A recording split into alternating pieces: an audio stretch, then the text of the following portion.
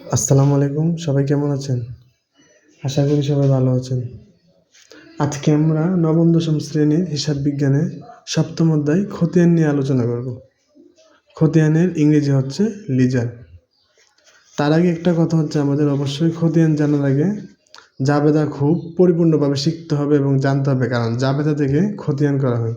আমরা যদি জাবেদা সঠিকভাবে পরিপূর্ণভাবে শিখতে পারি তাহলে খতিয়ান খুব সহজেই করতে পারবো, কারণ জাবেদা জানা হয়ে গেলে 80-85% খতিয়ানের কাজ হয়ে যায়। খতিয়ান হচ্ছে এমন একটি টপিক যেখানে আমরা কি করব, প্রতিটা হিসাবের মাস অনুযায়ী আমাদের যে একটা নির্দিষ্ট ব্যালেন্স শুরুতে কত ছিল এবং শেষে কত হয়েছে সেটা নিয়ে আমরা বুঝতে পারবো। এবং খতিয়ান হচ্ছে দুই রকমের, একটা হচ্ছে মূল খতিয়ান, কন্ট্রোল লেজার যেটাকে ইংলিশে বলে, এটা হচ্ছে সহকারী খতিয়ান, সাবসিডিয়ারি লেজার। তবে আমরা বেশিরভাগ সহকারী খতিয়ান নিয়েই কাজ করা হয়, যেমন নগদান হিসাব, আসবাবপত্র হিসাব, বিক্রয় হিসাব, ক্রয় হিসাব। এবং খতিয়ানের চক হচ্ছে দুইটা পদ্ধতি, একটা হচ্ছে টি ছক আর একটা হচ্ছে চলমান জ্যার ছক। তো আজকে আমরা টি ছক নিয়ে আলোচনা করব। কি নিয়ে আলোচনা করব? টি ছক। যেমন এখানে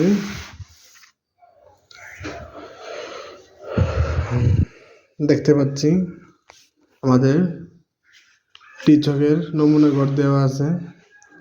যেমন এখানে দুইটা পক্ষ, একটা হচ্ছে ডেবিট আর একটা ডেবিট আর একটা হচ্ছে ক্রেডিট। দুইটাই সেম, তারিখ বিবরণ টাকা, তারিখ বিবরণ টাকা, অর্থাৎ বাম পাশে একবার ডান পাশে একবার। আর আরেকটা কথা হচ্ছে, জাবেদার মধ্যে আমরা খতিয়ান পৃষ্ঠা লিখেছি এবং খতিয়ানের মধ্যে লিখব জাবেদা পৃষ্ঠা। তো এখানে আমরা 2017 সালের দুটি লেনদেন দেখতে পাচ্ছি। নগদান বিক্রয় 20,000 টাকা, আসবাবপত্র ক্রয় 15,000 টাকা। নগদে বিক্রি করলে কি হয়? নগদ সম্পদ বাড়ে, নগদান হিসাব ডেবিট, বিক্রয় হিসাব ক্রেডিট। এবং আসবাবপত্র ক্রয় করলে নগদ সম্পদ কমে, নগদান হিসাব ক্রেডিট, আর আসবাবপত্র হিসাব, আসবাবপত্র নামে সম্পদ বাড়ে অর্থাৎ ডেবিট। তো টিচকের মধ্যে আমরা একটা গড় করব, সেটা হচ্ছে ওই যে আমরা গত ক্লাসে জাবেদা অধ্যায়ের মধ্যে শিখেছি, এটা হেডিংয়ের মধ্যে গড় করব। হেডিংয়ের মধ্যে গড় করার পরে এটাকে আমরা কি করব, দুইটা ভাগ করে ফেলবো, দুইটা ভাগ করে নিব। দুইটা ভাগ করে নেওয়ার পরে এখানের মধ্যে কলম হবে তারিখ, তারপর হচ্ছে বিবরণ, তারিখ বিবরণ, জাবেদা পৃষ্ঠা, টাকা। সেমভাবে ডান পাশে মানে ক্রেডিট পাশে তারিখ বিবরণ, জাবেদা পৃষ্ঠা, টাকা। প্রথম হচ্ছে তারিখ বিবরণ, জাবেদা পৃষ্ঠা, টাকা। তারিখ বিবরণ, জাবেদা পৃষ্ঠা, টাকা। তারিখ বিবরণ জাবেদা পৃষ্ঠা টাকা, একটা হচ্ছে ডেবিট পাস, একটা হচ্ছে ক্রেডিট পাস, একটা হচ্ছে ক্রেডিট পাস। কি হিসাব রেডি করতেছি আমরা? নগদান হিসাব। কি হিসাব? কি হিসাব? নগদান হিসাব। আর তার উপরে হবে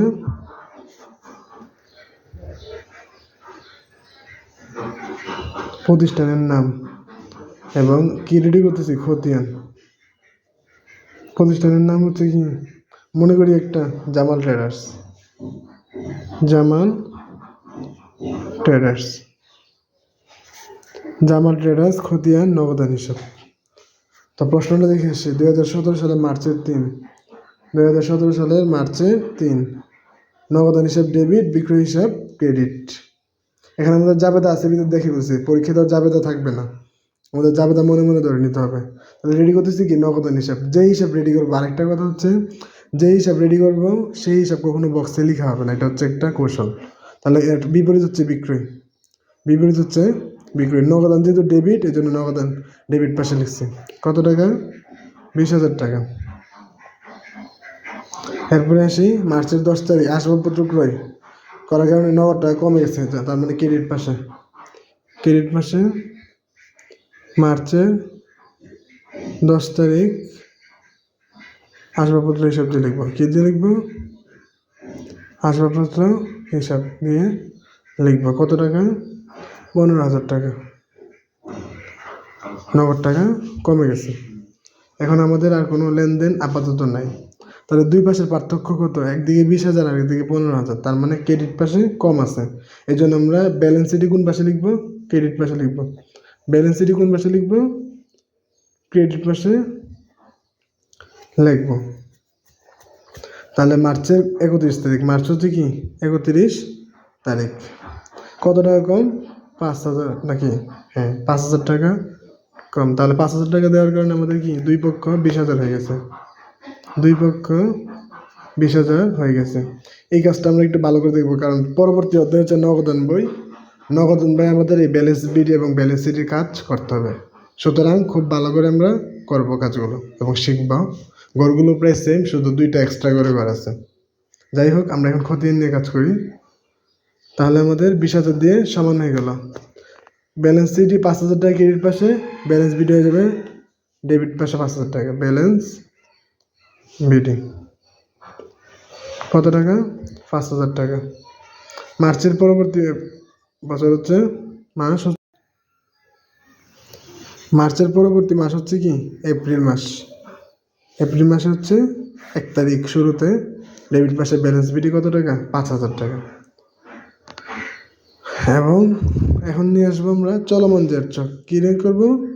চলমান জের ছক। এই যে টিচক ছিল খতিয়ানের পাশে আমরা টিচক লিখবো। সেমভাবে একই শিরোনাম হবে, শুধু টিচকের জায়গায় কি হবে?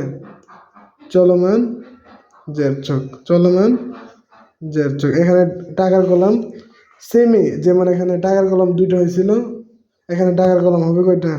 4টা। কিভাবে হবে? আমরা আবার সেম আগের মতো বিবরণ দিব।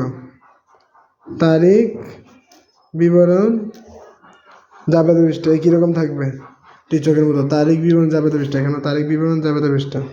ডেবিট টাকা, ক্রেডিট টাকা, তারপরে এই যে ডেবিট টাকা, ক্রেডিট টাকা, এটার নাম হচ্ছে জের অতিরিক্ত।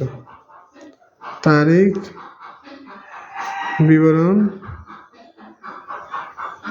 জাবেদা পৃষ্ঠা, ডেবিট টাকা, ক্রেডিট টাকা, জের অতিরিক্ত, ডেবিট ক্রেডিট। এখানে এটা লেখা হতে হবে হিসাবের কোড নাও। হিসাবের কোড নাও। কি রেডি করতেছি? নগদান। এগুলো তো আগের মতোই লিখতে হবে না। আমরা 2000 কত সাল? 17। মার্চের কত তারিখ ছিল? 3 তারিখ। আসবাবপত্র নাকি না নগদে বিক্রয়। নগদান হিসাব ডেবিট, বিক্রয় হিসাব ক্রেডিট। যেহেতু নগদান হিসাব রেডি করতেছি, তার বিপরীত পাশ লিখবা বিক্রয় হিসাব। কোন পাশে? নগদান হিসাব কোন পাশে ছিল? ডেবিট পাশের জন্য ডেবিট পাশে লিখলাম। এরপর হচ্ছে 15 তারিখ আসবাবপত্র ক্রয়। আসবাবপত্র হিসাব ডেবিট, নগদান হিসাব ক্রেডিট। নগদানের বিপরীত হচ্ছে কি? আসবাবপত্র হিসাব। নগদান যেহেতু ক্রেডিট পাশের জন্য ক্রেডিট পাশে লিখবো 15,000 টাকা। 20,000 টাকা ডেবিট পাশে, এই জন্য ডেবিট পাশে 20,000 টাকা লিখলাম। 15,000 টাকা ক্রেডিট পাশে, তার মানে বিপরীত, এই জন্য বিয়োগ করবো। যদি একই হইতো তাহলে যোগ করতাম। বিয়োগ করলে কত? 5,000। বড় ব্যালেন্সটা ডেবিট পাশে ছিল, এই জন্য 5,000ও ডেবিট পাশে লিখবো। এখানেই শেষ। অর্থাৎ টিচকে আমাদের ব্যালেন্স বিটি 5,000 ডেবিট পাশে, আমার চলমান জের চকেও 5,000 টাকা ব্যালেন্স বিটি। শুধুমাত্র গড় এবং পদ্ধতিটা ভিন্ন। আজকের মতো আমরা এখানেই ক্লাস শেষ করলাম। সবাইকে ধন্যবাদ। আসসালামু আলাইকুম। সবাই আমার পেজের পাশে থাকবেন, পেজে লাইক দিয়ে পাশে থাকবেন এবং আমাকে ফলো দিয়ে পাশে থাকবেন। সবাই আমাকে সাপোর্ট করবেন এবং পরবর্তী আরেকটি ক্লাস নিয়ে আপনাদের মাঝে আসবো। এবং আপনাদের জন্য খুবই যথাসাধ্য চেষ্টা করব যাতে যে কোনো একটি টপিক খুব সহজে কীভাবে উপস্থাপন করা যায় এবং কীভাবে মনে রাখা যায়, কীভাবে সহজে আপনাদেরকে বোঝানো যায়। আপনাদের সাপোর্টেই আমার সহযোগিতা। ধন্যবাদ। আসসালামু আলাইকুম।